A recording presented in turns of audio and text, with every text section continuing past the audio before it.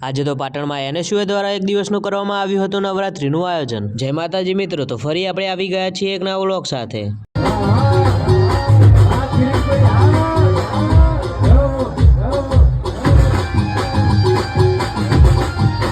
હવે આવી નવરાત્રીનું આયોજન કરેલું હોય ને હું અને મારા મિત્રો આવવાનું કેમ ભૂલીએ? તો પછી આવી ગયા પીકે કોટાવાલાના ગ્રાઉન્ડમાં જ્યાં નવરાત્રીનું કરેલું હતું આયોજન। ઘણા ટાઈમ પછી અમારા સ્કૂલનો ભાઈબંધ અહીંયા જોવા મળ્યો અને એમાં પણ લઈને આવી ગયો હતો આઈ કાર્ડ। તો આ છે મારા કોલેજના મિત્રોને, કોલેજમાં તો જોવા મળતા નથી ને, હવે મળી ગયા જોવા। અબે સાલે। હવે નવરાત્રીનું કરેલું હતું આયોજન તો બધા રમી રહ્યા હતા ગરબા।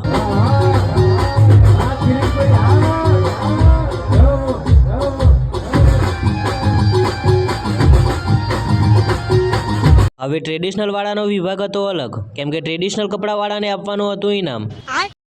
અમુક સડા પહેરીને આવ્યા, સડા ઘીરે પહેરવાની વસ્તુ છે સાહેબ, બજારમાં રખડવાની વસ્તુ નથી। અને આ બીજા મળી ગયા મારા બીપીએડના મિત્રો।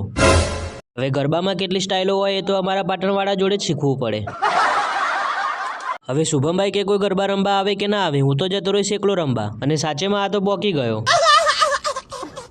તો મળી ગયા બીજા ગરબાના નવા સ્ટેપ વાળા। જો હવે તમારે ઊંધા ગરબા રમતા શીખવું હોય તો આમના જોડે જ શીખવું પડશે। અને અમારા જીમીભાઈ તો વિડીયોમાં પણ નાચી રહ્યા છે। હવે ચાનું આયોજન હોય ને અમારા ભાઈબંધોને ચા પીધા વગર કેમનું ચાલે? હવે રાજભાઈ ખબર નહીં મોઢું કેમ સંતાડે છે, મફતની પીવે છે કે શું? તો ચા પીને ચાલે પછી અમે બધા ઘરે। તો મળીએ એક નવો વ્લોગ સાથે। જય માતાજી।